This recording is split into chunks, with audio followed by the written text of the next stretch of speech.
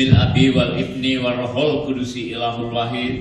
Demi nama Bapa, Anak dan Roh Kudus Allah yang Esa, segala kemuliaan hormat kami panjatkan kehadirat-Mu Bapa. Kalau pada siang hari ini di tengah kesibukan kami masih diberi kesempatan untuk memuji, memasurkan, memuliakan nama Tuhan. Karena itu kami bersyukur Tuhan. Kalau kami masih diberi masa, beri waktu untuk memuliakan nama-Mu, dan tiba saatnya kami akan mendengar akan kebenaran firman Tuhan. Karena itu mari Bapa, Engkau menguasai hati, pikiran, pendengaran kami. Roh-roh jahat iblis yang ingin mencoba mengacau kami patahkan di dalam nama Tuhan Yesus. Dan biarlah kuasa Allah, Roh Allah bekerja menguasai kami, sehingga kami mengerti akan kebenaran firman Tuhan.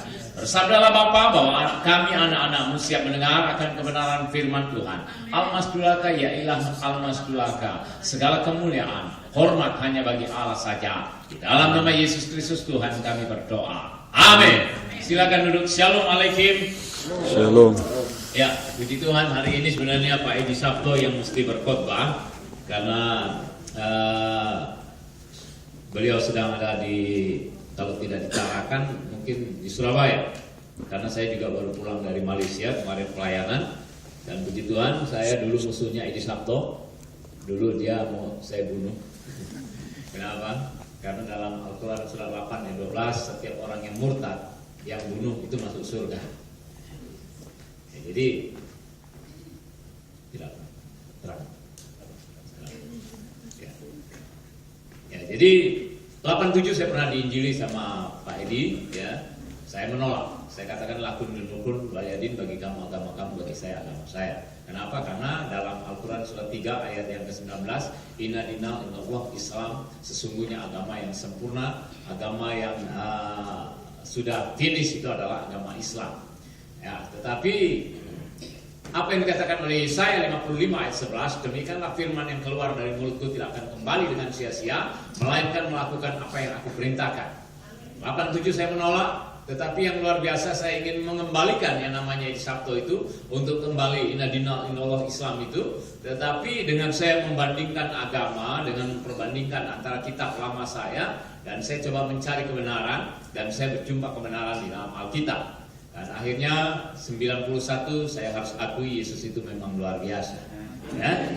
Dulu saya selalu mengatakan orang Kristen itu dengan sebutan dalam Al-Quran surat 5 ayat 72-73, lakat kafara lazina khulu indallah salatu salat satin. Kafirlah kamu karena kamu menyembah Tuhan yang tiga dari yang tiga. Ya, jadi itu yang selalu saya gunakan untuk menyerang orang Kristen. Ya, jadi orang Kristen itu dianggap kafir. Ternyata begitu saya sudah menjadi orang percaya kepada Yesus, kafir itu indah. Artinya kafir itu kaya firman. Amin. Jadi kalau kita kaya firman itu luar biasa.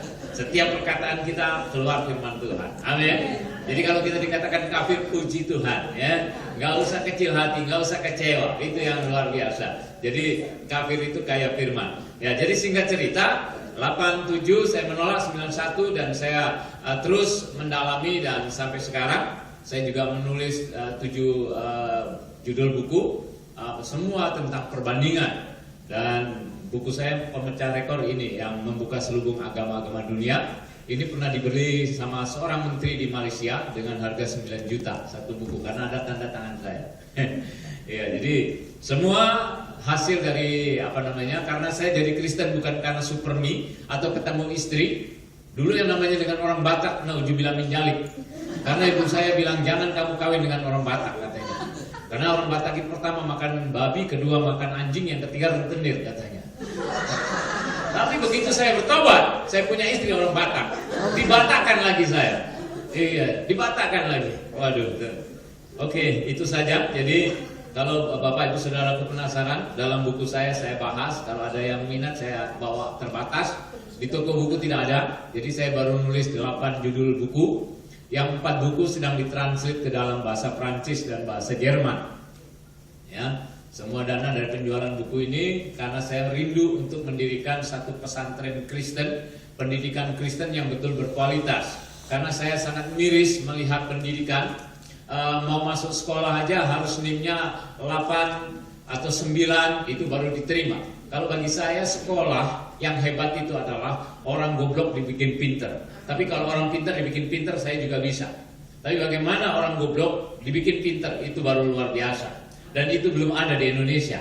Karena itu saya mau merumuskan ini, tolong bantu dalam doa, karena royalti dari buku nanti dari yang baik yang di Prancis maupun di Jerman itu akan saya gunakan untuk membentuk pesantren Kristen yang bernama Bet Midrash. Dalam bahasa Ibrani-nya artinya tempat belajar. Saya ingin menciptakan generasi yang betul-betul takut akan Tuhan, bukan hanya sekedar kualitas tetapi punya integritas. Jadi betul-betul takut akan Tuhan sehingga nanti melahirkan seorang banker yang takut Tuhan, melahirkan seorang polisi yang takut Tuhan, semua sejak dari kecil. Amin. Ya, dukung dalam doa. Ya, hari ini karena waktu terbatas, saya akan menyampaikan kebenaran firman Tuhan. Ini yang pernah saya sampaikan kepada rekan-rekan orang-orang dari Iran, ada sekitar 400 di Makassar. Dia bertanya sama saya, brother, betulkah Yesus itu Tuhan? Oh, saya katakan betul. Dalam Al-Quran surat 4 ayat 171 mengatakan Isa ibnu Maryam rohulullah wa kalimatullah, bahwa Yesus itu tercipta dari roh Allah dan firman-Nya. Jadi kalau Yesus tercipta dari roh Allah dan firman-Nya, siapa dia? Saya tanya sama dia. Ya Allah, kata dia.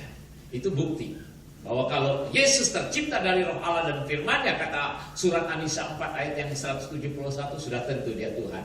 Karena itu dalam Al-Quran dikatakan tidak ada satu orang pun yang tahu tentang hari kiamat, hanya yang di sisi Allah. Surat Luqman 31 ayat yang ke-34.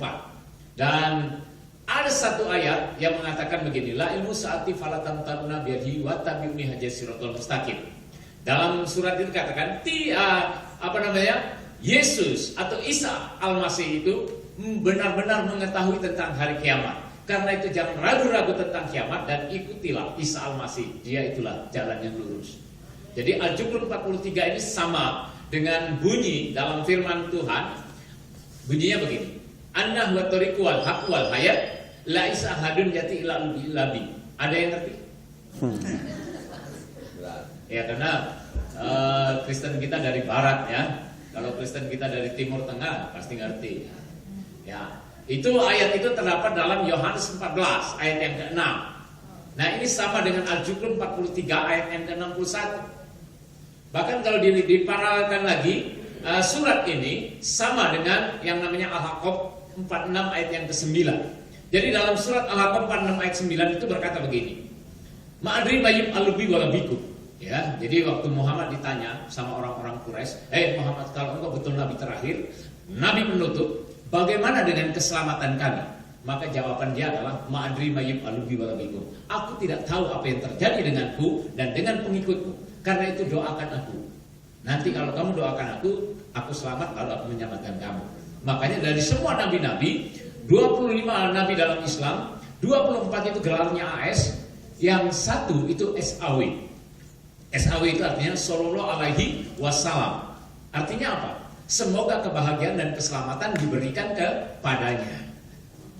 Baru semoga. Makanya dalam Islam ada 73 golongan, 72 masuk neraka, 1 insya Allah masuk surga. 1 aja masih insya Allah. Bayangkan. Terus saya bukan memburukan. Saya setiap berjumpa dengan imam, dengan ustadz. Ada dalam buku saya yang dialog itu saya didatangin 3 ustadz. Tapi yang puji Tuhan yang dulu sudah murtad, sudah jadi penginjil. Iya, saya didatangin, saya katakan 73 golongan dalam Islam, kamu Islam yang mana? Oh, saya Sunnah wal Jamaah. Semua mengklaim diri Sunnah wal Jamaah. Gitu. Ya, Sunnah wal Jamaah itu yang pakai celananya agak tinggi begini.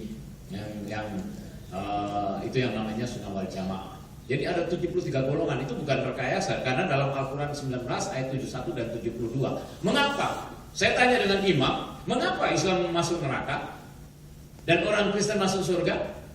Makanya dalam Al-Quran orang Kristen itu nggak perlu murtad. Ini bulan puasa ini banyak nih di tayangan televisi Kristen-Kristen yang murtad. Makanya saya tulis buku Imanku Kuat Karena Mu'alaf. Ya, karena mu'alaf kenapa kuat? Karena Yesus mengatakan menjelang kedatanganku akan didahului dengan kemurtadan.